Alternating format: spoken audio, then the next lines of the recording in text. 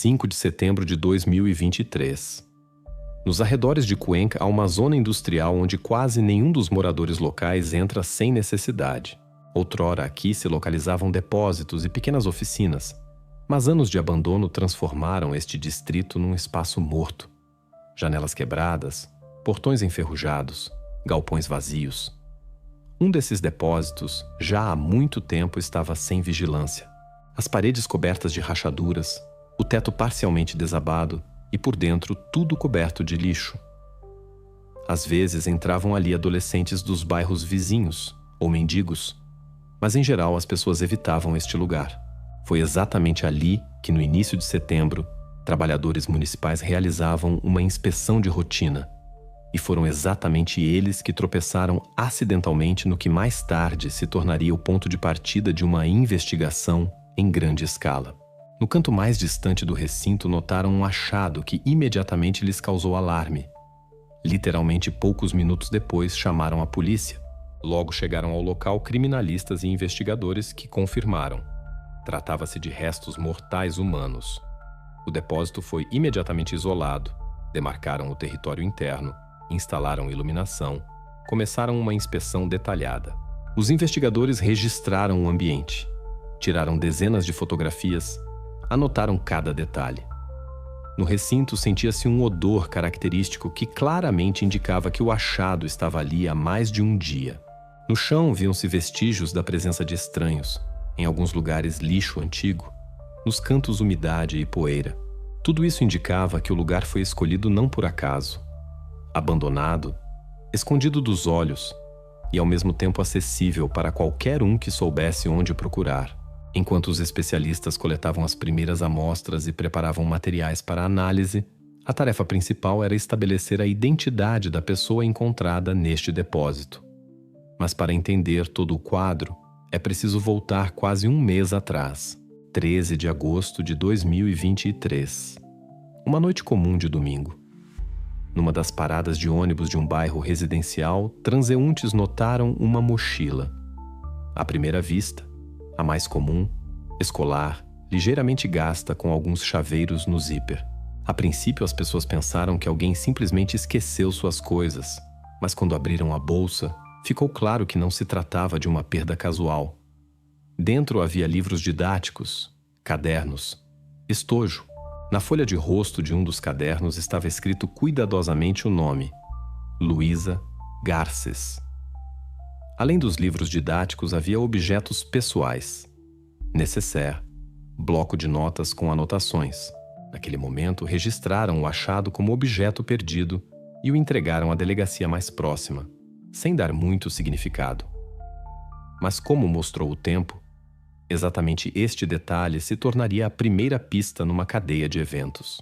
2 achados: a mochila e os restos mortais no depósito abandonado. 23 dias e alguns quilômetros os separavam. A princípio, parecia 2 episódios não relacionados. Uma coisa são objetos perdidos.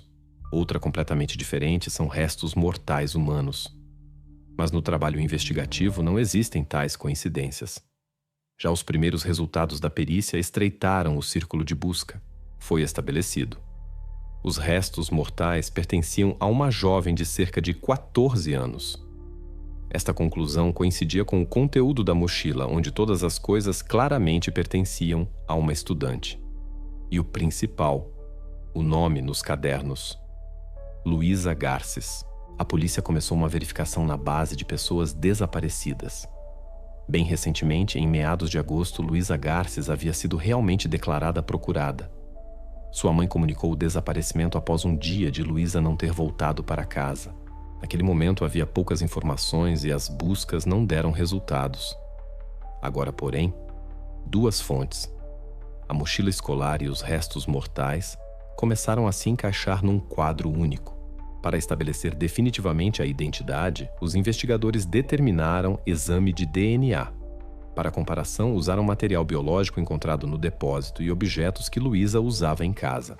Eram um pente, escova de dentes e alguns objetos pessoais retirados de seu quarto. O exame levou alguns dias, mas seus resultados não deixaram dúvidas. Os genótipos coincidiam completamente. Agora a investigação tinha um ponto de partida claro. Os restos mortais descobertos no depósito em 5 de setembro pertenciam a Luísa Garces, estudante de 14 anos de Cuenca. A questão sobre quem era esta vítima estava fechada, mas à frente restava uma etapa principal: descobrir de que maneira Luísa acabou no prédio abandonado e o que aconteceu naqueles 23 dias que separam seu desaparecimento do terrível achado. A partir deste momento, o caso passou definitivamente para a categoria de investigação criminal. A Rua Los Pinos, em Cuenca, não se destacava por nada especial. Este é um bairro típico para uma cidade pequena. Casas de 2 andares, construídas ainda no final do século passado, fachadas simples com tinta descascada, portões de ferro, atrás dos quais se viam pequenos quintais, pequenas lojas onde os donos vendiam pão e cigarros, árvores raras ao longo da estrada. O bairro era considerado tranquilo. Ali não acontecia nada barulhento. As pessoas viviam seus afazeres e os vizinhos se conheciam pelos nomes. E foi exatamente nesta rua que ficava a casa da família Garces. Nos documentos oficiais, tudo parecia simples e compreensível. No endereço residiam 2 pessoas: a mãe, Ana Maria Garces, 37 anos, e sua filha Luísa, aluna do ensino médio. À primeira vista, uma situação absolutamente típica para o bairro, onde muitas famílias criavam filhos sem a participação dos pais. Tudo isso criava um quadro de cotidiano no qual não havia nada suspeito. Mas a investigação desde o início tinha o entendimento. Por trás da fachada da vida normal, frequentemente se escondem detalhes que imediatamente mudam a percepção. Os primeiros interrogatórios dos vizinhos deram informações contraditórias. Muitos afirmavam que Ana Maria parecia uma mulher fechada. Quase não conversava, respondia brevemente, tentava não manter conversas longas. Externamente parecia ocupada, constantemente com pressa para algum lugar, cuidava das tarefas domésticas. Na casa reinava o silêncio. Luísa estudava. Às vezes ajudava a mãe. Assim, um grupo de vizinhos descrevia a vida delas. Mas, paralelamente, apareciam outros depoimentos.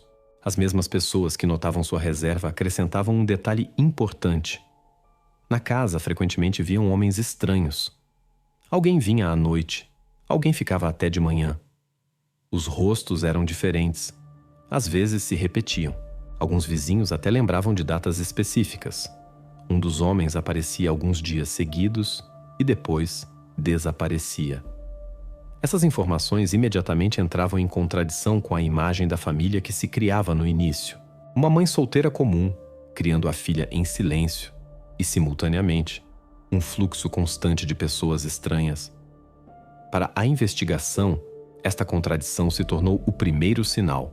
O quadro social parecia ambíguo. Por um lado, a família vivia em isolamento. Sem amplo apoio, por outro, a casa estava aberta para desconhecidos. Isso fazia pensar de onde Ana Maria tinha tais conexões e com que propósito convidava pessoas para sua casa. No interrogatório, a mulher deu uma explicação. No protocolo ficou preservada sua citação direta. Eu alugava quarto para ganhar dinheiro. Ela falava sobre isso calmamente, como sobre algo comum, não vendo nisso contradição. Suas palavras permitiam explicar formalmente tanto a reserva quanto o fluxo de homens desconhecidos. Uma mulher fechada realmente podia alugar moradia sem entender a comunicação próxima com os vizinhos. Mas os investigadores entendiam. Tais detalhes raramente são casuais. Exatamente aqui aparece pela primeira vez um nome que se tornará chave na investigação. 10 de agosto de 2023, segundo as palavras de Ana Maria, em sua casa se mudou um novo hóspede. Ela o chamou de Pablo. Neste momento na história aparece uma nova figura, que com o tempo se tornará central. E embora então seu aparecimento parecesse um evento comum, exatamente a partir deste dia, a vida da família Garces começará a mudar rapidamente. Toda esta investigação posterior estará de uma forma ou outra ligada a esta pessoa, e seu nome ainda soará mais de uma vez nos materiais do caso. 12 de agosto de 2023. Noite, aproximadamente 19 horas. Vários vizinhos da Rua Los Pinos registram a última vez que viram Luísa viva. Ela estava no quintal de sua casa, conversava com uma amiga e depois se dirigiu de volta para dentro. Este episódio entrou nos materiais do caso como marca oficial, a última observação confiável. Tudo o que se seguiu depois disso são apenas palavras da mãe e suposições. Nenhuma confirmação independente existe. Exatamente por isso, para a investigação, este momento se tornou uma espécie de fronteira. Até às 19 horas sabemos exatamente onde Luísa estava, mas depois deste horário começa a chamada caixa preta de eventos, dentro da qual se esconde a solução. As próximas 24 horas trazem um novo detalhe. 13 de agosto de manhã, perto de casa, numa parada de ônibus, moradores locais encontram a mochila de Luísa. Dentro estavam seus livros didáticos, cadernos, anotações e algumas coisas pessoais. Tudo indicava que esta mochila pertencia exatamente a ela. Entretanto, o local do achado causava questões. A parada ficava afastada da rota que ela normalmente usava. Os vizinhos diziam que Luísa não tinha o hábito de sair para lá.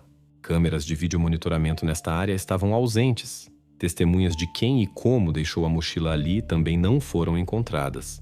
Para a polícia, isso imediatamente se tornou um sinal estranho. A coisa claramente pertencia a Luísa, mas seu aparecimento num lugar inesperado sugeria a encenação. Ainda maior interesse causou a reação da mãe. Parecia que numa situação assim, o lógico seria recorrer imediatamente à polícia.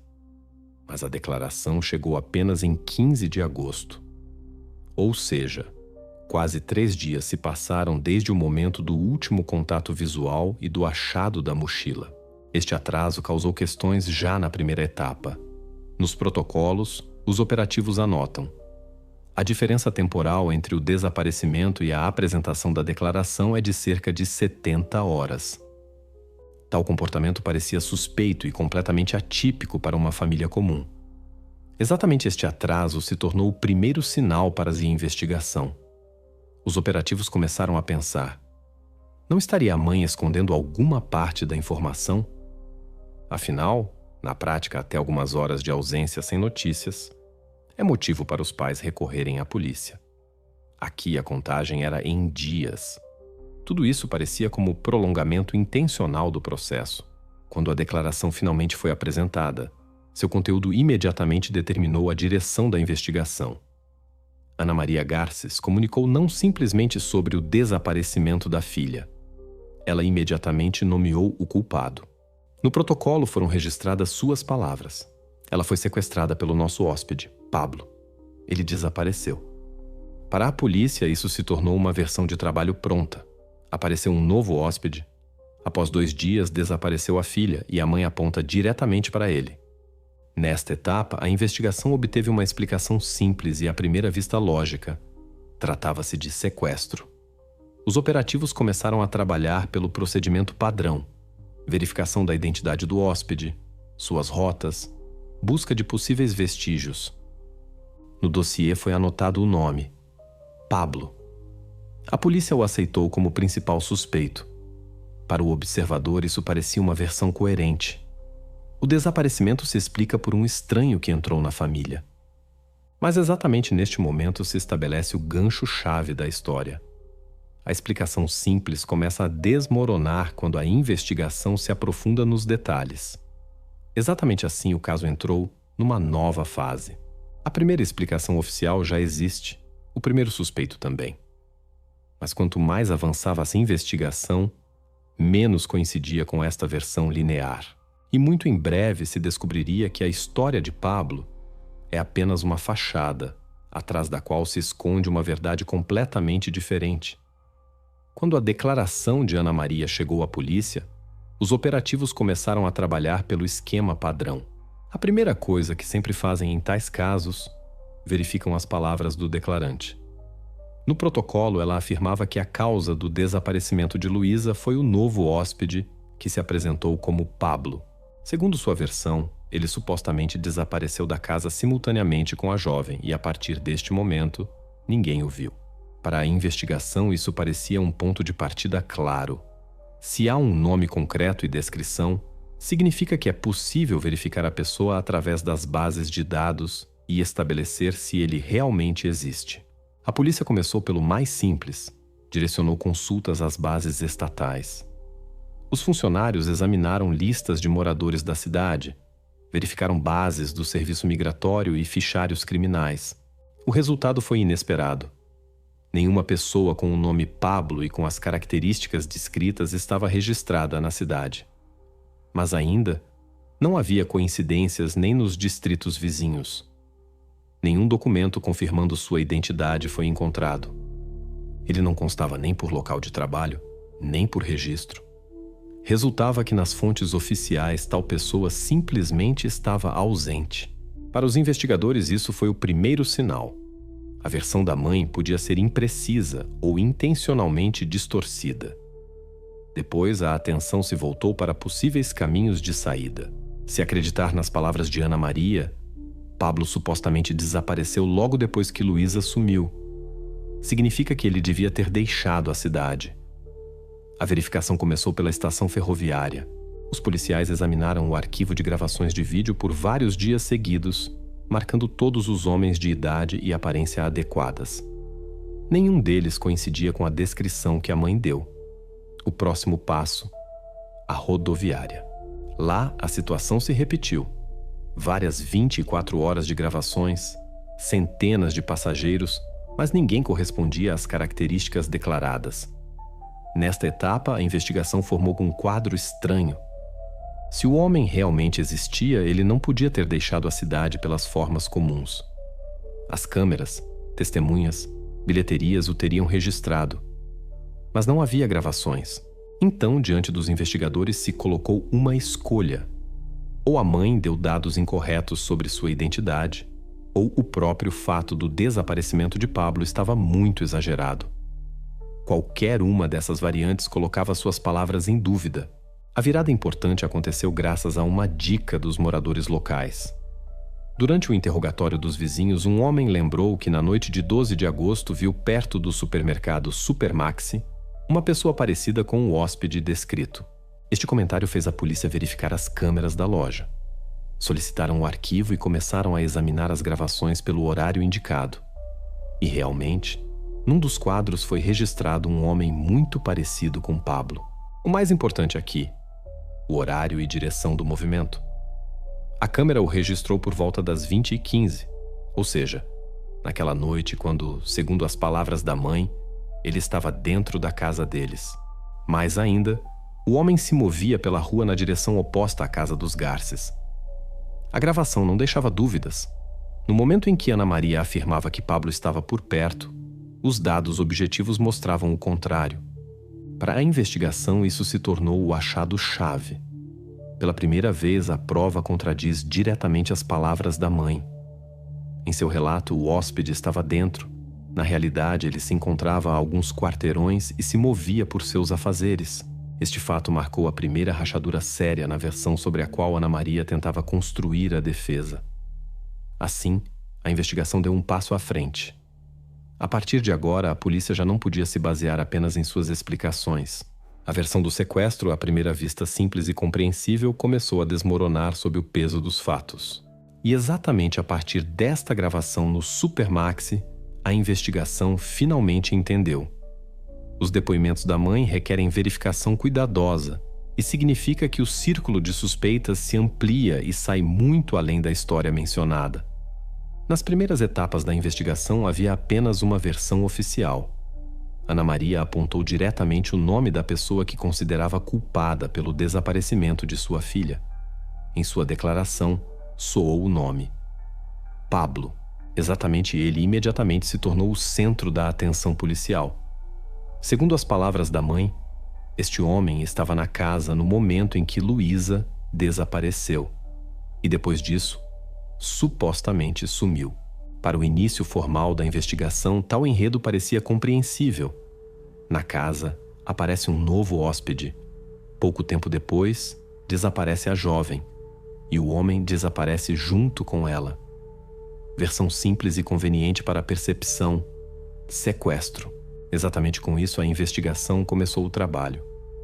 A polícia cuidadosamente registrou todos os depoimentos da mãe, comparou detalhes, verificou cada nuance. Ana Maria falava com segurança, sem hesitações.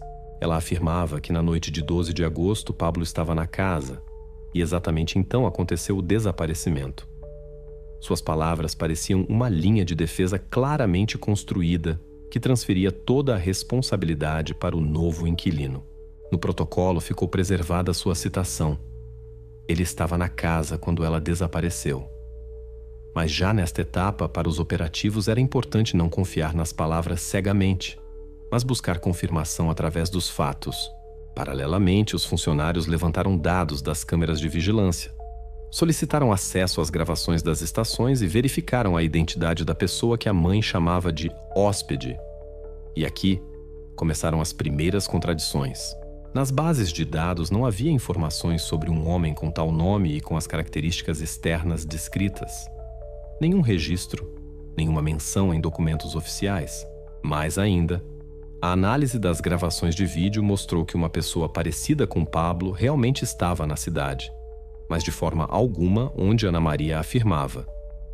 A prova-chave se tornou a gravação da câmera do supermercado Supermaxi, horário, noite de 12 de agosto. A câmera registrou um homem externamente similar ao hóspede descrito no distrito que ficava em outra direção da casa da família Garces. Este quadro se tornou decisivo. Ele forneceu a Pablo um álibi. O suspeito oficial estava fora do local onde, segundo as palavras da mãe, deviam se desenrolar os eventos. Tal divergência era impossível ignorar. Importante que isso não foi uma suposição indireta. Foi um fato direto, registrado em vídeo. A investigação registrou contradição fundamental. A mãe diz que Pablo estava na casa, e os dados objetivos mostram o contrário. Neste lugar, a atenção da polícia mudou.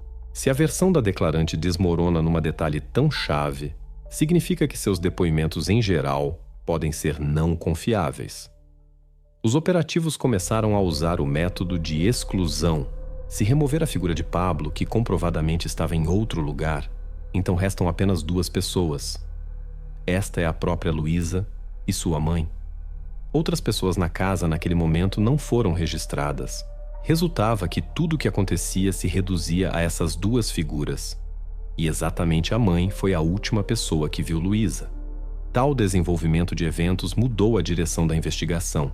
Do cenário conveniente e simples com um suspeito externo, a polícia passou para uma versão muito mais complexa e desagradável. O centro da atenção se deslocou. Agora, o principal objeto de verificação se tornava Ana Maria Garces. Cada palavra sua, cada passo, cada contradição em seus depoimentos começaram a ser registrados com cuidado especial. Exatamente aqui, a investigação pela primeira vez a sério registrou. A versão sobre o hóspede não se confirma, e significa que o foco da investigação se desloca para a mãe. A investigação a este ponto já havia acumulado contradições suficientes para passar das palavras à verificação de objetos. Os investigadores entendiam, exatamente os objetos são capazes de dar respostas que não será possível distorcer ou explicar. Por isso eles destacaram dois objetos, à primeira vista completamente comuns, mas na realidade chave. Esta é a mochila de Luísa, encontrada na manhã de 13 de agosto perto da parada de ônibus, e o telefone de sua mãe, Ana Maria. Estes objetos eram bem conhecidos por seus donos, sempre estavam por perto. E exatamente por isso, os especialistas contavam extrair deles a verdade que é impossível esconder. Começaram pela mochila. Ela parecia uma coisa escolar típica.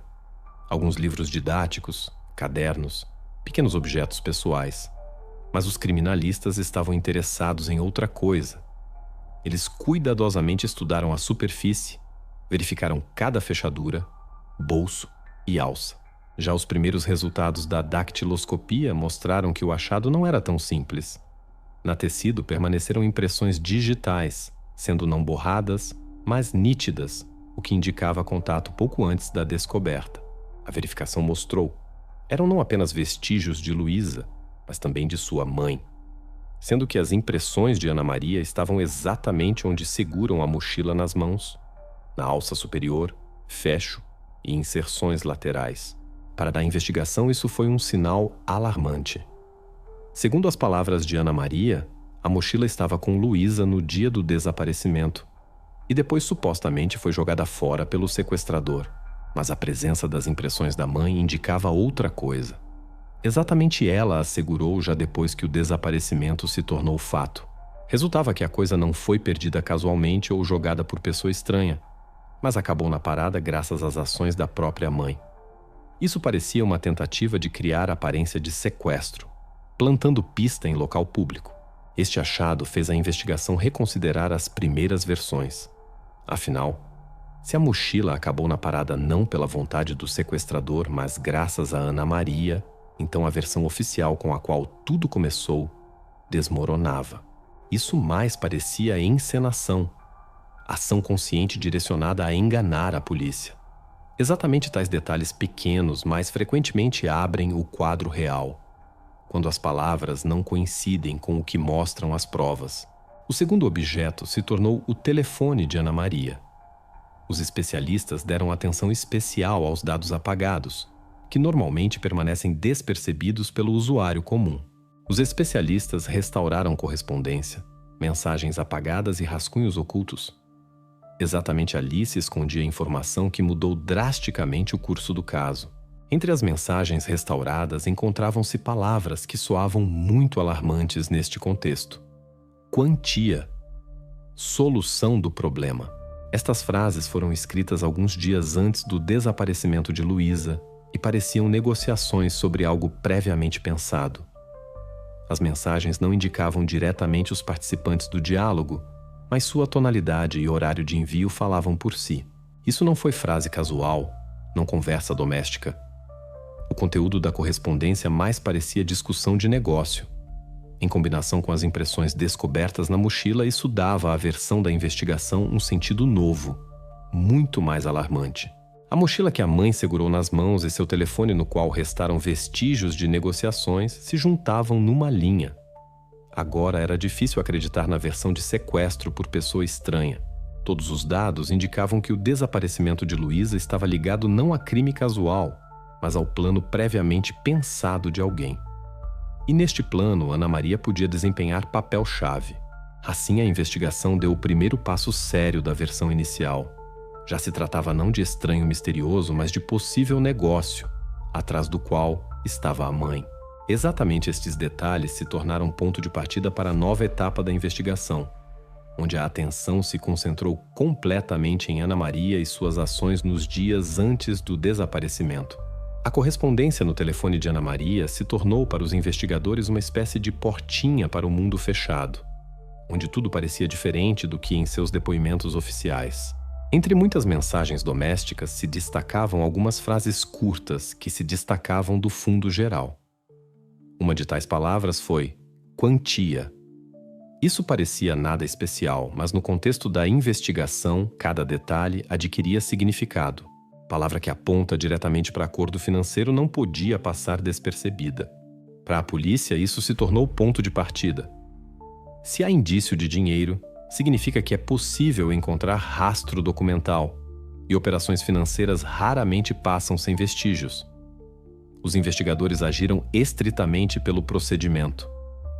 Foram enviadas várias consultas oficiais a bancos e organizações microfinanceiras onde Ana Maria podia ter contas. A verificação foi de tudo: recebimentos, saques, transferências, até as transações mais pequenas. Tal trabalho requer tempo, mas exatamente ele permite confirmar ou refutar suspeitas. E o resultado não demorou. Numa das extratos apareceu a operação que imediatamente se destacou. Na conta de Ana Maria, em 10 de agosto de 2023, chegaram $500 americanos.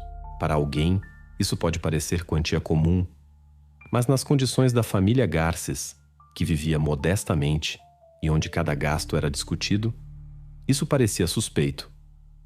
Importante foi não apenas o tamanho da transferência, mas também a data. O dinheiro chegou no mesmo dia em que na casa apareceu o novo inquilino que se apresentou como Pablo. Esta coincidência no tempo parecia muito precisa para ser casual. A investigação imediatamente notou esta cronologia. 10 de agosto. Dinheiro mesmo dia, novo hóspede, e 2 dias depois, desaparecimento de Luísa. Estes 3 eventos formavam um segmento interligado que mudava completamente a percepção da história. A versão sobre sequestro casual que Ana Maria tentava defender agora parecia muito menos convincente. Quando os especialistas se aprofundaram nos detalhes da transferência, a situação ficou ainda mais estranha. Como remetente constava pequena organização microfinanceira. Isso não foi pessoa física, não parente e não conhecido. E certamente não devolução de dívida no sentido comum. Tais estruturas normalmente são usadas contornando esquemas padrão e frequentemente figuram em casos onde o dinheiro precisa ser conduzido rapidamente, sem perguntas desnecessárias. Para a investigação, isso se tornou chave. A fonte da transferência claramente não coincidia com a explicação que mais tarde Ana Maria daria. No interrogatório, ela declarou que o dinheiro foi devolução de dívida antiga. Suas palavras soaram calmas e seguras, como se ela tivesse se preparado antecipadamente. Mas os documentos destruíam completamente esta versão. Nem na história de suas finanças havia operações similares. Nem a própria organização podia figurar como fonte de dívida. A investigação entendia. Esta justificativa não se sustenta em fatos. A mentira se tornava óbvia, e isso apenas fortalecia as suspeitas. Momento importante foi a comparação da transferência com sua correspondência. Mensagens com frases quantia e solução do problema datavam do mesmo número. Isso parecia confirmação de que a transferência foi parte de acordo. Primeiro chega dinheiro, depois aparecem palavras sobre problema e sua solução, e logo acontece o desaparecimento de Luísa. A cronologia coincidia perfeitamente. Assim, a investigação obteve nas mãos não simplesmente pistas, mas prova direta da ligação entre ações de Ana Maria e eventos trágicos. A transferência de $500 deixou de ser operação financeira casual. Ela se transformou em confirmação material da versão de que o desaparecimento não foi espontâneo. Isso parecia passo planejado, onde o dinheiro se tornou pagamento por determinadas ações. Para os investigadores, isso se tornou um momento decisivo. Agora, a atenção se deslocou completamente do sequestrador fictício Pablo para a própria Ana Maria. Cada novo fato, cada pista cada vez mais mostravam que suas palavras divergiam da realidade. E quando documentos, correspondência e cronologia se juntam num quadro, negar o óbvio já é impossível. A investigação passou da etapa de suspeitas para a construção de versão factual, onde dinheiro e correspondência se tornaram elementos centrais. Assim, passo a passo, a versão oficial sobre sequestro desmoronava, e em seu lugar se construía nova, muito mais terrível. Agora, os investigadores interessava não quem estava na casa casualmente, mas para que a própria dona introduziu pessoa estranha na família e que papel desempenhou este dinheiro no desaparecimento de Luísa. A versão de Ana Maria desde o início soava bastante linear. Ela afirmava que tudo aconteceu fora de casa. Segundo suas palavras, Luísa foi levada na rua, e isso não tinha nenhuma relação com a própria moradia. O esquema parecia conveniente. Permitia tirar de si a responsabilidade e direcionar a atenção dos investigadores para inimigo externo. Mas passo a passo, os fatos coletados pela investigação começaram a mostrar quadro completamente diferente. Já naquele momento foram descobertas impressões de Ana Maria na mochila encontrada longe de casa, embora a lógica sugerisse que a coisa deveria ter chegado lá pela vontade do sequestrador. Além disso, especialistas descobriram correspondência apagada onde figuravam palavras sobre quantia e solução do problema. Tudo isso já sugeria que a versão oficial da mãe não resistia a nenhuma crítica. Entretanto, restava a lacuna principal. Se tudo não foi na rua, então onde aconteceu aquele evento que se tornou decisivo? Para obter resposta convincente a esta pergunta, a investigação tomou decisão sobre realização de nova busca aprofundada na casa dos Garces. A verificação primária dos cômodos foi executada com pressa e com foco em vestígios visíveis. Desta vez, a abordagem mudou. Conectaram criminalistas que aplicaram um conjunto de métodos especiais para a revelação de pistas ocultas. Um dos instrumentos-chave se tornou o luminol. Este reagente há muito é usado em investigações similares. Sua peculiaridade consiste em que, no contato com restos microscópicos de sangue, ele começa a brilhar com um tom azul-verde característico. Sendo que mesmo se a superfície foi cuidadosamente lavada ou tratada, a reação ainda revela vestígios. A busca foi conduzida sequencialmente. Primeiro quartos, depois cozinha, sala. Mas o olhar dos especialistas se deteve no subsolo. Ele parecia muito arrumado para a casa residencial, onde mãe e filha viviam modestamente e sem forças extras, investiam na limpeza. O chão estava suspeitosamente limpo, como se fosse lavado recentemente e mais cuidadosamente que o usual. Exatamente para lá os criminalistas direcionaram sua atenção. Quando o cômodo foi tratado com luminol e apagaram a luz, na penumbra brilharam manchas luminosas. Elas apareceram no chão de concreto em diferentes lugares, claramente mostrando que ali aconteceu algo que a mãe tentava esconder. O fato do aparecimento do brilho por si ainda não podia se tornar prova final. O luminol reage à hemoglobina e a reação indica presença de sangue. Mas de quem exatamente? Restava questão para especialistas. Ainda assim, para as co-investigação, isso se tornou sinal poderoso. A versão oficial sobre sequestro na rua desmoronava diante dos olhos. Ficava claro. Eventos-chave se desenrolaram na casa. E não em algum lugar nos cômodos de passagem, mas exatamente no subsolo, onde o acesso era limitado e onde era fácil esconder vestígios. Depois o trabalho passou para laboratório. Foram coletadas amostras e começou o processo de isolamento de DNA. Isso levou alguns dias. Cada amostra passou por várias etapas de análise para excluir até menor probabilidade de erro. E no dia 18 de agosto, a investigação recebeu o documento oficial. A conclusão dos especialistas soou inequívoca. O perfil de DNA isolado coincide completamente com o perfil genético de Luísa Garces. A coincidência foi de 100%. Nenhuma oscilação nos resultados foi observada. Assim, a polícia obteve base sólida para afirmar: o desaparecimento de Luísa está ligado exatamente à casa, e o subsolo se tornou local onde aconteceram eventos que levaram à tragédia. Esta pista virou toda a investigação. Agora já não restava lugar para conjecturas ou explicações inventadas da mãe. A mentira sobre sequestro na rua perdeu definitivamente qualquer sentido. A investigação obteve ponto claro no mapa onde tudo aconteceu.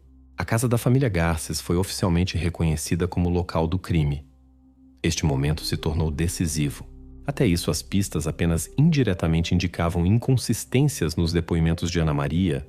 Agora apareceu prova física irrefutável que literalmente destruía sua história. Para a polícia, isso se tornou ponto de partida de nova etapa. Já não simplesmente verificação das palavras da suspeita, mas construção de quadro completo do que exatamente aconteceu nas paredes da casa e que papel nisso desempenhou a mãe. No momento em que a investigação chegou a esta etapa, materiais no caso se mostraram suficientes para construir cadeia lógica que já não deixava lugar para interpretações ambíguas. Cada uma das pistas, separadamente parecendo apenas fragmento, após comparação se juntava em quadro integral. E o principal que saltava aos olhos, todos estes dados obtidos por caminhos completamente diferentes se reduziam a uma e mesma figura. Isso não são coincidências casuais e não conjecturas, mas resultados de perícias, protocolos e verificações documentais. À disposição da investigação estavam dados dactiloscópicos, perícia genética, relatórios financeiros e vestígios digitais. Todos eles, como setas na bússola, apontavam numa direção. O centro deste esquema se mostrou Ana Maria Garces. Depois a investigação passou para a sistematização. Os investigadores começaram a coletar pistas aos pares para revelar ligações internas e dependência de um evento do outro. A primeira ligação foram vestígios biológicos e objetos encontrados. No subsolo da casa foram registrados vestígios de sangue de Luísa. Isso não é simplesmente indício, mas ligação clara do local. Exatamente o subsolo se tornou ponto de partida na compreensão de que a versão sobre sequestro na rua não tem base. Paralelamente, a perícia da mochila encontrada na parada de ônibus mostrou presença das impressões de Ana Maria. E isso já não é coincidência. Resultava que a coisa destinada a convencer a polícia na versão de sequestro na realidade indicava encenação. Se o sequestro realmente aconteceu na rua, então a mãe de forma alguma podia deixar seus vestígios no objeto encontrado separadamente da casa. Depois chegou a vez da segunda ligação, que já respondia às perguntas por quê e para quê. Aqui convergiram documentos financeiros e correspondência. Na conta bancária de Ana Maria apareceu transferência no valor de $500 americanos. Aparentemente quantia não astronômica, mas nas condições onde cada detalhe tem significado, exatamente ela se tornou chave para a compreensão dos motivos. O mais importante é a data. O dia da transferência coincidiu com o aparecimento na casa do hóspede, que se apresentou como Pablo, e exatamente 2 dias antes do desaparecimento de Luísa. Tal sequência de eventos parecia muito lógica para permanecer casual. A isso se acrescentaram mensagens extraídas de seu telefone. Na correspondência figuravam palavras quantia e solução do problema. Separadamente do contexto, tais formulações podiam parecer ambíguas, mas em ligação com transferência de dinheiro e desaparecimento de Luísa, elas adquiriram sentido completamente concreto. Elas indicavam que alguns dias antes dos eventos trágicos se conduzia discussão de condições e acordos ligados a determinada ação.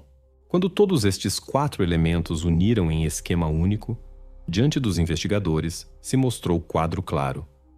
Na casa aconteceu crime. Para a ocultação de vestígios foi usado o subsolo, onde tentaram lavar vestígios, mas remoção completa não conseguiram. Perícia registrou presença de hemoglobina. Paralelamente foi empreendida a encenação.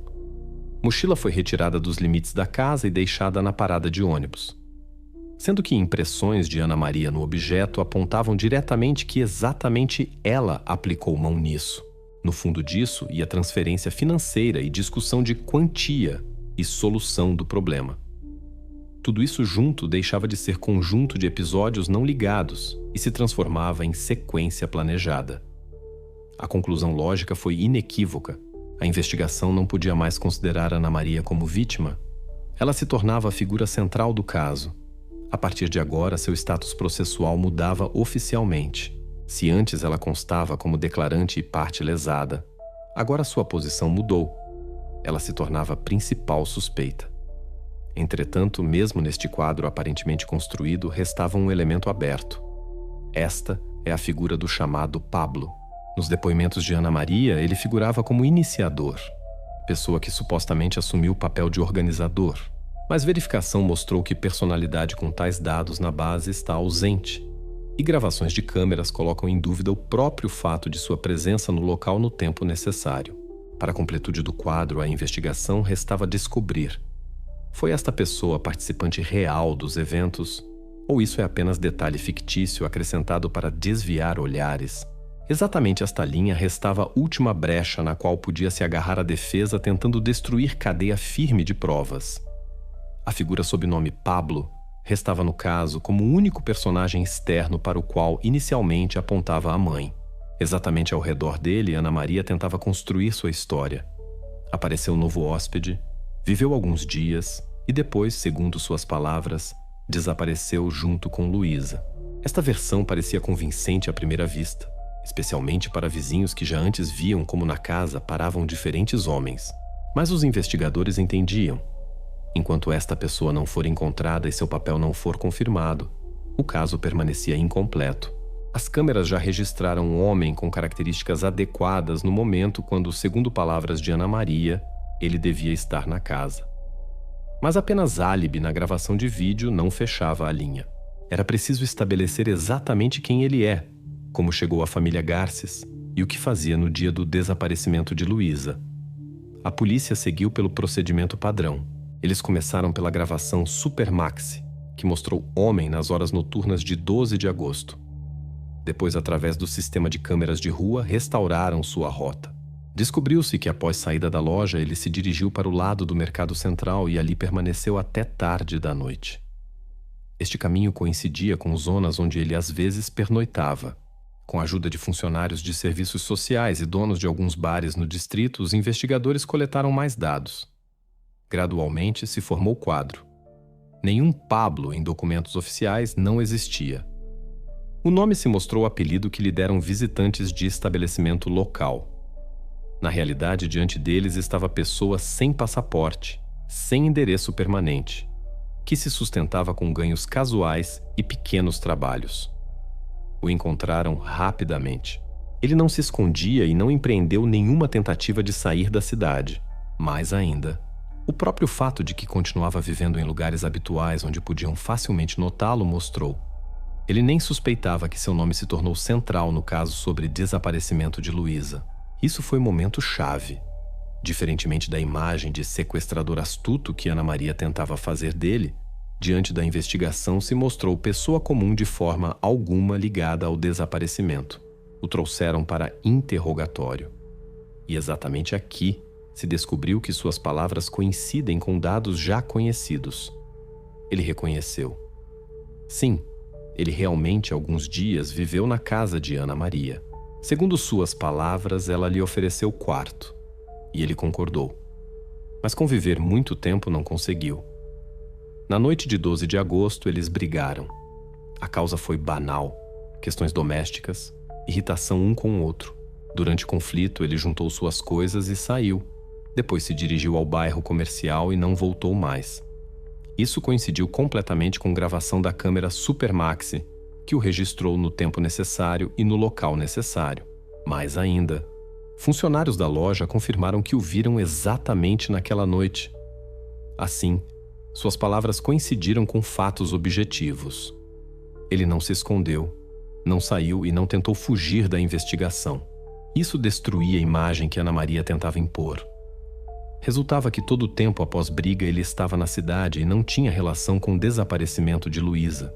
Seu álibi foi confirmado por várias fontes simultaneamente e significa que versão sobre sua ligação falhou completamente.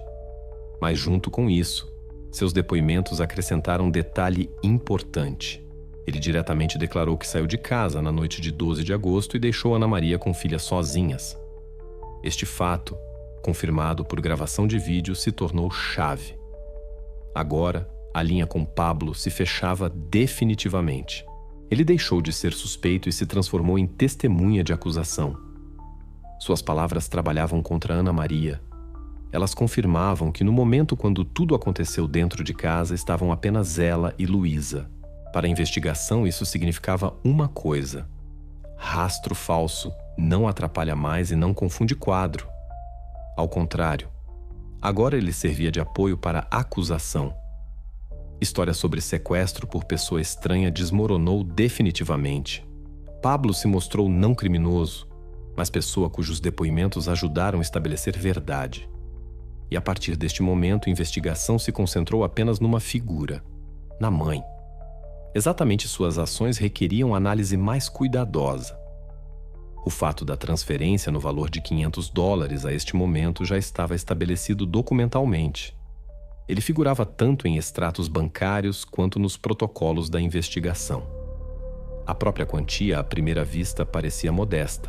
Para a maioria das pessoas, $500 não é aquela grandeza que pode empurrar para algo irreparável. E exatamente esta contradição imediatamente saltava aos olhos. Se se tratava de crime realmente sério, por que preço da questão parecia tão insignificante? Resposta a este paradoxo, os investigadores começaram a buscar no passado de Ana Maria em sua vida cotidiana, naquelas circunstâncias que podiam tornar até tal quantia significativa. Primeiro, a polícia fez consulta oficial a bureus de crédito e instituições financeiras. A resposta não demorou. Descobriu-se que Ana Maria estava em estado de inadimplência constante. Vários empréstimos ativos, série de pagamentos atrasados de contas, multas não pagas e juros acumulados. Tudo isso criava quadro de pessoa que há muito deixou de controlar suas finanças. Quantias em contratos separados podiam parecer não tão grandes, mas juntas formavam bola financeira séria, especialmente considerando sua renda instável e ausência de trabalho permanente. Cada novo empréstimo era usado para fechar o antigo, mas isso apenas agravava a situação. Históricos de crédito registravam atrasos regulares nos pagamentos, e dívida continuava crescendo. Para confirmar esta informação e entender como ela parecia de fora, investigadores se dirigiram a testemunhas vivas, vizinhos, conhecidos e colegas por pequenos trabalhos casuais. E exatamente estes depoimentos acrescentaram detalhes aos números secos nos relatórios. Vizinha do prédio vizinho lembrou que Ana Maria mais de uma vez compartilhou queixas sobre falta de dinheiro. Falava sobre como era difícil pagar até as compras mais simples. Colega de limpeza em escritório local contava que quase todo turno Ana Maria mencionava sobre dívidas. Falava sobre novos empréstimos e pedia conselho onde encontrar mais um trabalho. Um dos conhecidos do bar onde ela às vezes aparecia comunicou que ela frequentemente pedia emprestado pequenas quantias, às vezes 10 ou 20 dólares, com promessa de devolver quando recebesse dinheiro. Tudo isso em conjunto confirmava sua situação difícil. O quadro ficava cada vez mais claro. Para cercanos, Ana Maria parecia pessoa em busca constante de dinheiro. Para bancos e organizações microfinanceiras, ela era devedora com atrasos. Para conhecidos, pessoa que regularmente pedia emprestado pequenas quantias. Isso não eram dificuldades comuns como acontece com muitos. Isso parecia imersão completa em poço de dívidas.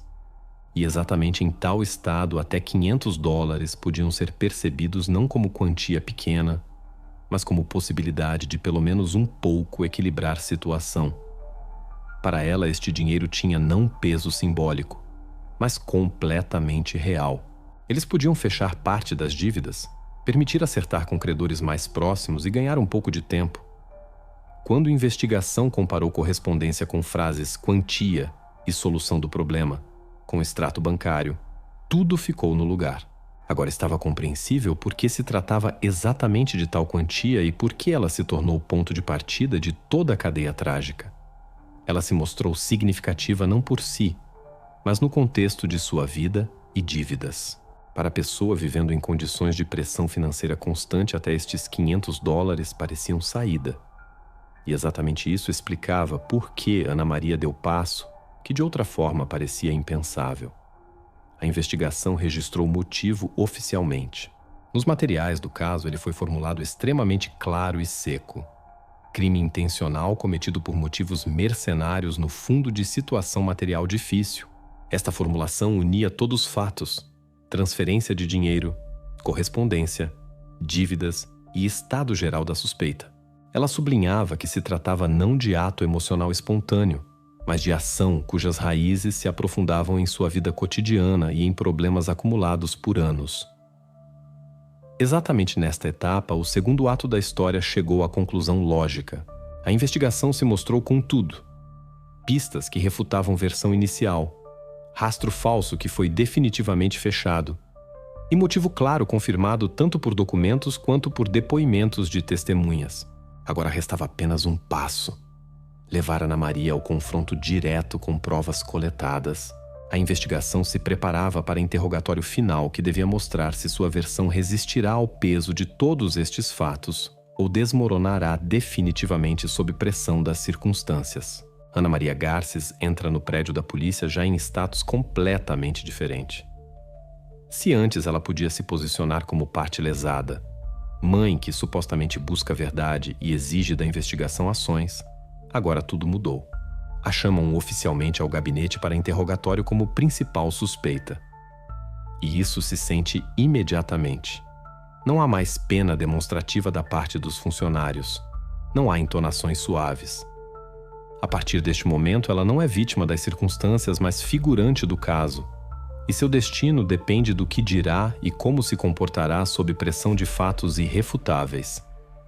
Na sala para interrogatórios reina a atmosfera especial: mesa, 2 cadeiras, pastas com documentos, gravador fixando cada palavra.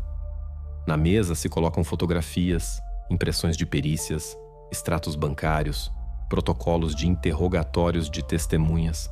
Tudo isso, mosaico que a investigação coletou nos últimos dias, e agora este mosaico começam a mostrar a Ana Maria pedaço por pedaço, esperando sua reação. Os investigadores estavam preparados. Eles não tinham direito ao erro. Este confronto devia mostrar quão sólida é a linha de defesa da suspeita. O primeiro golpe se aplica imediatamente, sem preparações desnecessárias.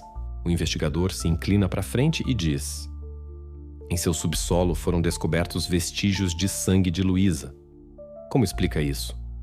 A resposta soa rapidamente: quase automaticamente. Isso foi armado. Uma palavra que como se tivesse sido estudada antecipadamente.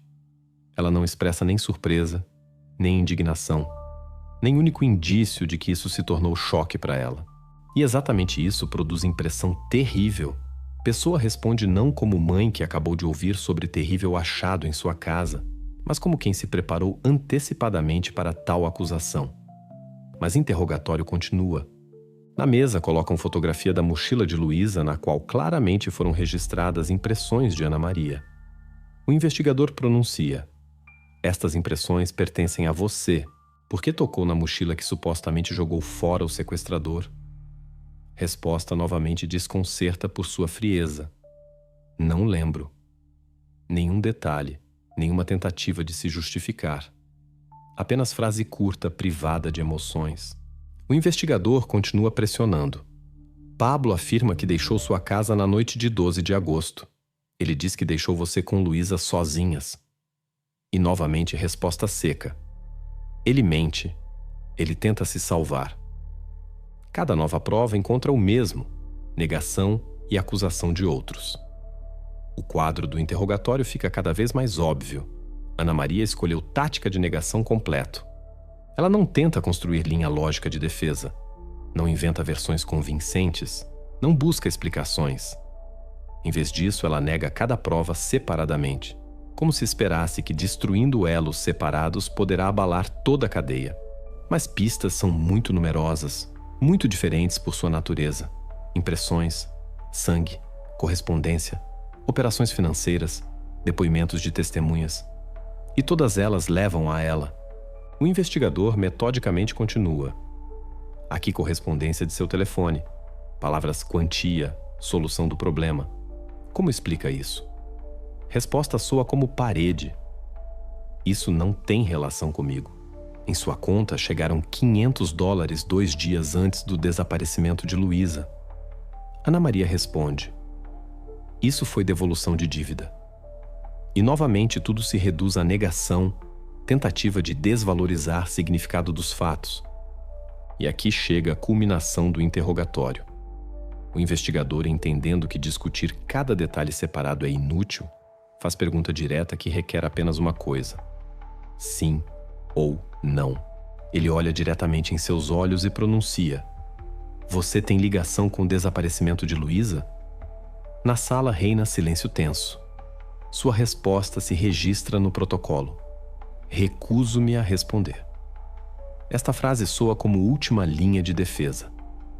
Ela não diz não, não nega diretamente, mas vai para a fórmula jurídica pela qual normalmente se cobrem aqueles que entendem que cada palavra pode se tornar armadilha para eles.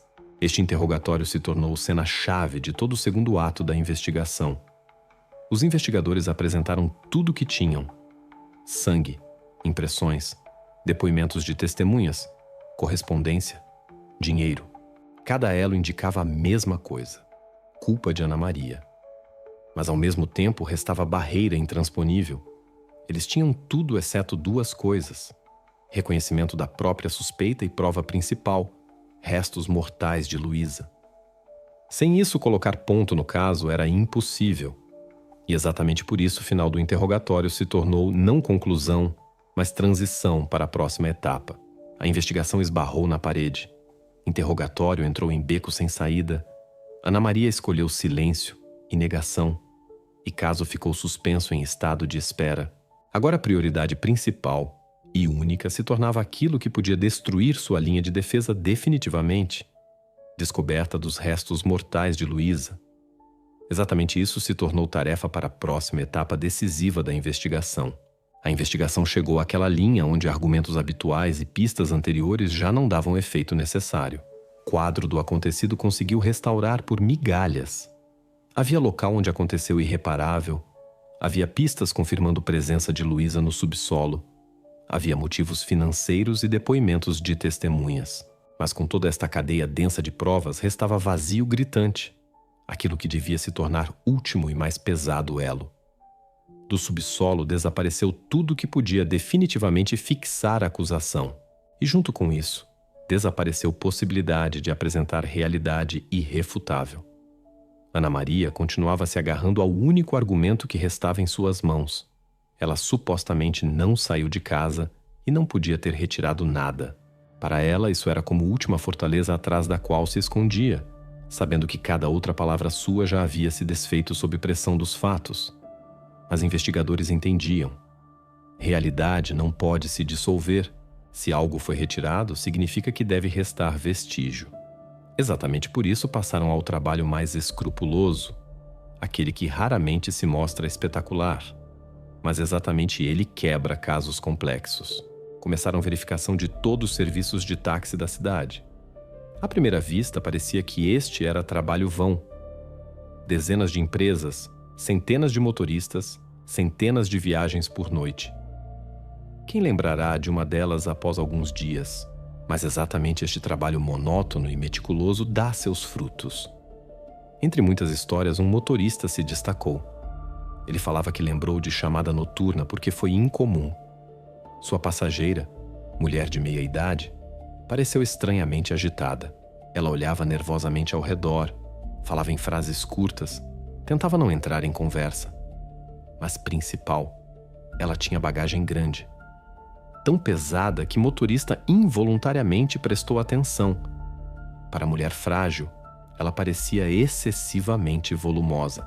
E embora ele não fizesse nenhuma pergunta, este detalhe ficou em sua memória. A própria rota também causava suspeitas.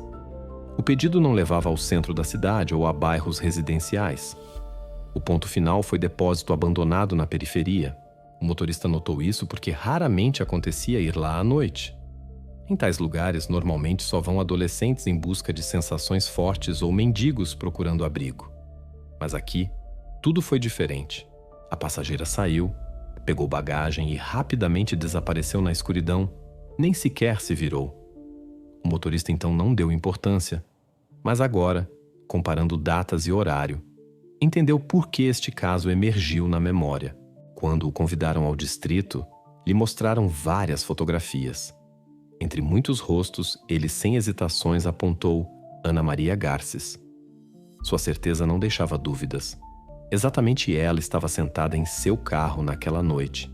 Isso se tornou o primeiro testemunho que diretamente ligava ela não apenas à casa, mas ao deslocamento noturno após tragédia. A investigação foi adiante. O carro do motorista foi cuidadosamente investigado por criminalistas. À primeira vista, o porta-malas parecia limpo, mas sob iluminação especial e após análise microscópica ficaram visíveis partículas quase imperceptíveis. Microfibras. As enviaram ao laboratório. Lá, as compararam com amostras de tecidos da casa dos Garces. Resultado não deixava lugar ao acaso. Fibras idênticas ao tapete que estava na casa de Ana Maria. Isso significava que exatamente este tapete, e significa aquilo que estava envolto nele, foi transportado no automóvel do taxista. Estes dois elementos, depoimento de testemunha e análise laboratorial, se juntaram num golpe poderoso à linha de defesa de Ana Maria. Agora suas palavras sobre não ter saído de casa se mostraram refutadas simultaneamente em dois níveis. Primeiro, motorista a viu com próprios olhos e conseguiu reconhecer. Segundo, prova material na forma de fibras excluía qualquer possibilidade de erro ou calúnia. Isso não são memórias e não boatos, mas prova factual, tangível. Para a investigação, isso se tornou verdadeiro avanço. Se antes tinham que trabalhar com provas indiretas, agora obtiveram indicação direta da rota e ponto final de destino. Depósito abandonado, que antes não se considerava como objeto de interesse, repentinamente se tornou o ponto principal de aplicação de esforços. Agora a investigação tinha não simplesmente suspeita, mas endereço concreto, onde deviam direcionar grupos de busca. Este momento mudou o curso de toda a investigação. Se até isso a história parecia conjunto de fragmentos separados, negócio financeiro, comportamento estranho, vestígios no subsolo, agora nela apareceu o vetor claro. Os investigadores entendiam. Exatamente depósito na periferia da cidade pode dar respostas às perguntas que até agora permaneciam sem resposta. E agora a busca de pista-chave se tornou apenas questão de tempo. Quando o grupo investigativo chegou ao território do depósito para onde apontava motorista de táxi, a atmosfera no caso mudou definitivamente. Até este momento, tudo se mantinha em conjunto de pistas indiretas, perícias e depoimentos contraditórios. Mas exatamente este lugar podia dar aquilo que se chama ponto de não retorno. O depósito parecia morto, há muito abandonado pelas pessoas. Portões enferrujados mal se mantinham nas dobradiças. Por toda parte jaziam restos de móveis antigos e fragmentos de equipamentos. No chão havia camada de poeira misturada com vidro quebrado e lixo de construção. Mas atrás desta fachada abandonada se escondia detalhe que completamente virava curso do caso. No fundo do recinto, atrás de monte de tábuas desabadas, foi descoberto o esconderijo onde estavam restos mortais de Luísa. Imediatamente começaram ações processuais. Local inspecionaram especialistas criminalistas. Cada elemento registraram em foto e vídeo para excluir menores dúvidas na autenticidade. Foram compostos protocolos, coletadas amostras, realizadas análises primárias. Já primeiros dados indicavam ligação direta entre achado e casa dos Garces. Especialistas notaram caráter das coincidências. Vestígios de material de embalagem, restos de cobertura de tapete coincidente por estrutura com cobertura na casa da suspeita. Tudo isso transformava depósito de lugar casual em ponto previamente escolhido de ocultação. Após este achado, o interrogatório de Ana Maria foi apenas questão de tempo. Ela não podia se recusar a comparecer, pois seu status a este momento estava fixado como principal suspeita. A atmosfera na sala de interrogatório estava tensa. Funcionários sabiam. À frente, confrontação final que deve mostrar reação da suspeita a fatos irrefutáveis. Pela primeira vez em toda a investigação não restavam lacunas. Quebra-cabeça foi montado completamente. Primeiro passo, lhe apresentaram depoimento do motorista de táxi. Investigador detalhadamente leu o protocolo de suas explicações. Horário da chamada, rota, descrição da mulher e bagagem grande. Taxista indicou que viagem aconteceu à noite. E ponto final foi exatamente o depósito onde encontraram Luísa. Quando Ana Maria mostraram sua assinatura sob protocolo, ela mudou drasticamente de rosto. Mas negar estas palavras era difícil. O motorista não tinha motivos para inventar semelhante. Seguinte se tornou pista de caráter material. Criminalistas apresentaram resultados de perícia de microfibras. No porta-malas do automóvel do taxista foram descobertas partículas de tecido idênticas por composição e cor ao tapete que estava na casa dos Garces. Perícia excluía a possibilidade de coincidência casual. Este fato indicava que exatamente de sua casa a bagagem foi transferida para táxi. Agora suas palavras sobre supostamente não ter saído de casa e não ter relação com transporte perdiam qualquer sentido. Estas duas provas, colocadas lado a lado, formaram um golpe poderoso em sua linha de defesa. Depoimento de testemunha e vestígios materiais falavam a mesma coisa. Ana Maria retirou Luísa ela mesma. Neste momento, até seu advogado entendia. Espaço para manobra rapidamente se reduzia. Ela podia continuar negando, mas cada palavra apenas mais profundamente a cravava nas estruturas de acusações. O momento final chegou quando o investigador fez pergunta direta. Formulação foi maximamente dura, sem palavras de contorno. Lhe apresentaram diretamente: "Você retirou restos mortais de Luísa para depósito?" Resposta por essência, não se seguiu. Ana Maria baixou cabeça e declarou uma coisa: "Recuso-me a responder a esta pergunta." Para protocolo, isso foi registrado como recusa de dar depoimentos. Na prática, porém, silêncio soou mais alto que quaisquer reconhecimentos.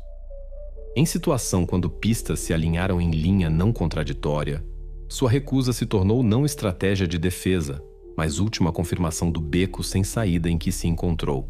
A investigação a este momento tinha tudo: local do crime, motivo, testemunha, provas materiais, sequência de ações. Não havia apenas palavras da própria Ana Maria.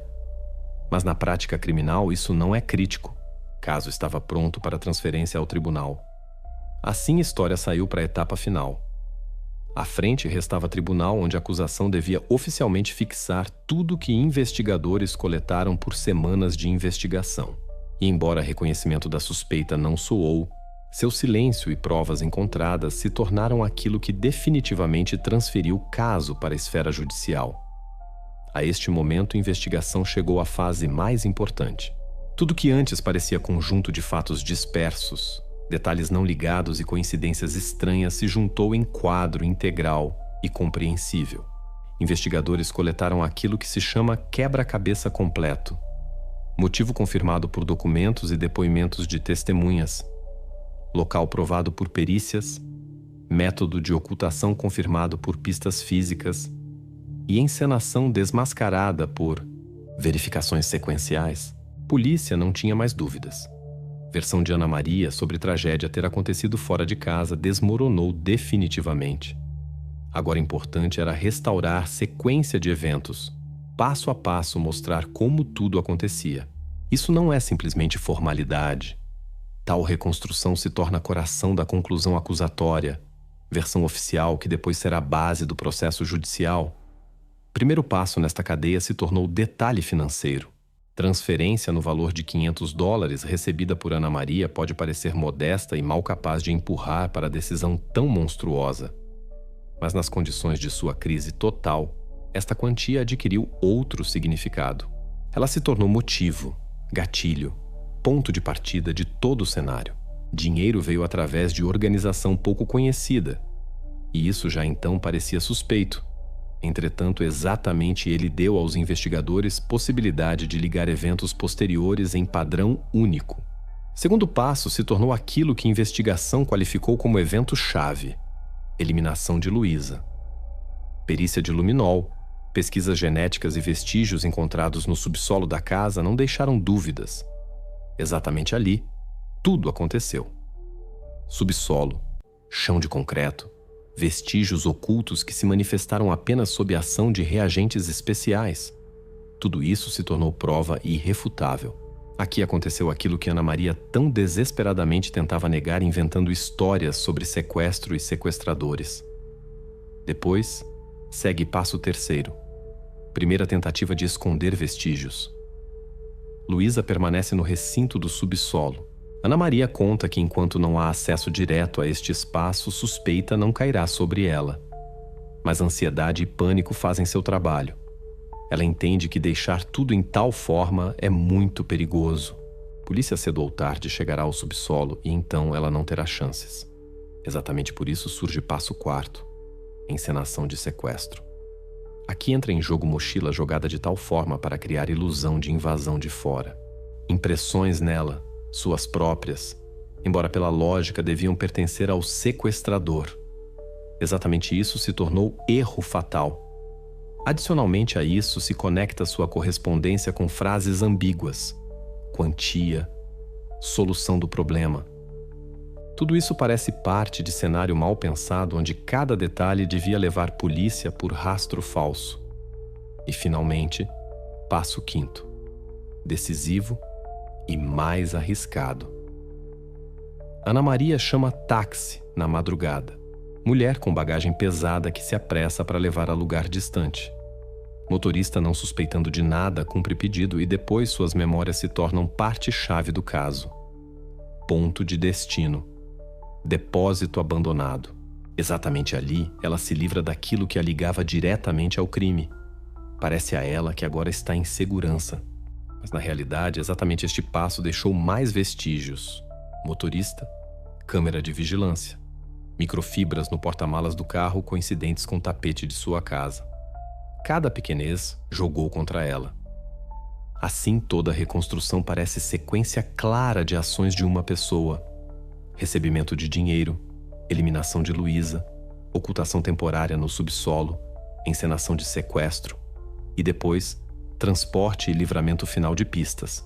Isso foi não explosão espontânea, mas cadeia de decisões conscientes, cada uma das quais a empurrava mais pelo caminho do qual já não havia retorno. Quando todos estes passos se conectam numa linha, dúvidas não restam. Atrás de tudo está Ana Maria Garces. Ela não foi vítima das circunstâncias. Não se encontrou envolvida casualmente. Ela foi iniciadora, executora e pessoa que até o último tentava esconder verdade. Na linguagem jurídica, isso foi expresso brevemente e extremamente claro. Assassinato intencional cometido por motivos mercenários com subsequente tentativa de encenação e ocultação de vestígios. Esta formulação se tornou resultado da investigação fixado na conclusão acusatória, e exatamente nela se construiu todo o processo judicial posterior. 10 de janeiro de 2024 começou aquele dia para o qual tudo ia desde o momento do desaparecimento de Luísa. Caso cheio de reviravoltas estranhas, mentiras e contradições, finalmente passou para a esfera judicial. Exatamente aqui devia soar ponto final que separa versões e conjecturas de decisão oficial fixada pelo Estado. Sala do tribunal estava lotada. Jornalistas, vizinhos da família Garces, espectadores casuais que atraiu história barulhenta. A atmosfera se sentia literalmente fisicamente. Tensão pairava no ar e cada um entendia. Hoje começará processo que decidirá destino de Ana Maria, mulher que ainda recentemente se considerava vítima e agora se encontrou no banco dos réus. Lado da acusação, desde primeiros minutos, tomou posição dura. Promotor construiu o discurso de forma que ouvintes pudessem mais uma vez passar caminho da investigação. Das primeiras palavras duvidosas da mãe até a última pista que definitivamente destruiu sua versão. Ele mostrava como uma prova apoiava a outra, como impressões digitais na mochila confirmavam encenação, como DNA no subsolo fixava local do crime, como transferência financeira mostrava motivo, e depoimentos de testemunhas, vizinhos, taxista e Pablo se juntavam em linha única. Para a acusação, isso não foi teoria, mas cronologia clara do crime construída na base de perícias e fatos. Defesa, ao contrário, tentava com todas as forças destruir este quadro harmonioso. Advogado de Ana Maria fazia ênfase no suposto caráter indireto das pistas. Ele falava sobre possibilidade de erros de especialistas, sobre testemunhas poderem confundir datas e detalhes, sobre taxista, por exemplo, poder se enganar na identidade da passageira. Em determinado momento, ele até tentou construir versão sobre verdadeiro criminoso não ter sido encontrado, e Ana Maria ser usada como vítima conveniente para fechamento de caso barulhento. Mas estes argumentos soavam cada vez mais fracos no fundo dos fatos. Cada argumento da defesa se quebrava em relatório de perícia ou depoimentos coincidentes de testemunhas. Atenção especial tribunal dedicou ao fator humano, depoimentos de testemunhas. Vizinhos que notavam um comportamento estranho de Ana Maria.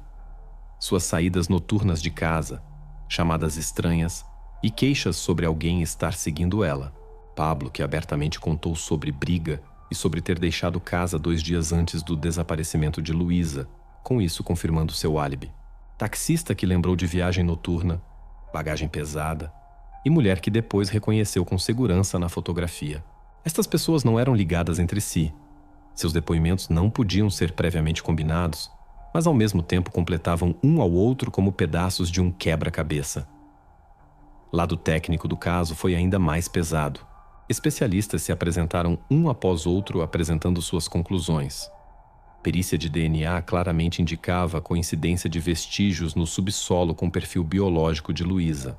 Criminalistas apresentaram relatórios sobre microfibras do porta-malas do táxi coincidentes com o tapete da casa dos Garces. Especialistas financeiros mostraram transferências na conta de Ana Maria coincidentes por tempo com eventos-chave. Tudo isso soava convincente porque se apoiava não em emoções, mas em ciência rigorosa e documentos. Com cada nova pista ficava óbvio. Conjunto de provas se amontoava contra Ana Maria e a deixava sem chances. Se um destes elos pudesse ser colocado em dúvida, defesa podia se agarrar a ele. Mas aqui tudo coincidia. Local do crime, motivo, encenação, transporte. Este quadro harmonioso parecia tão completo que destruí-lo não podia nada. No resultado, após várias sessões tribunal, chegou à conclusão final. A acusação provou que Ana Maria não simplesmente estava perto de Luísa no dia fatal, mas conscientemente organizou e levou até fim crime. Tribunal a reconheceu culpada de assassinato intencional cometido com motivo mercenário e em circunstâncias agravantes, encenação de sequestro, indução da investigação ao erro e tentativa de esconder pistas. Quando sentença foi lida, na sala reinou silêncio. Ninguém se surpreendeu, mas mesmo assim este momento soou pesado e frio. Prisão perpétua sem direito à liberdade condicional. Exatamente tal foi o veredito. Para Ana Maria, isso significou o fim da liberdade, fim das esperanças e marca definitiva em seu nome. Para a investigação e sociedade, confirmação final de que verdade, por mais amarga que seja, finalmente triunfou. História que começou com chamada alarmante sobre desaparecimento terminou na sala do tribunal com decisão severa e inequívoca. Todas as máscaras foram retiradas, todas as versões verificadas, todos os truques destruídos. Restou apenas uma realidade. Mulher que outrora se chamava mãe, agora oficialmente reconhecida assassina e privada para sempre da liberdade. Caso que começava como declaração comum sobre desaparecimento se transformou em investigação de muitos meses, tribunal e sentença barulhenta. Ele entrou no arquivo da promotoria como fechado, finalizado. Todas as formalidades observadas. Promotores compuseram conclusão acusatória, tribunal emitiu veredito, sentença foi anunciada e entrou em vigor. No nível de papéis oficiais, este episódio não requer mais continuação. Sobrenome Garces agora para sempre ligado a caso criminal que terminou com resultado maximamente severo.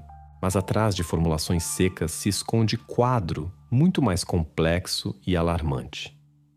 Para Estado, este é mais um volume de relatório para investigadores, marca sobre caso revelado, para juízes, mais um procedimento finalizado.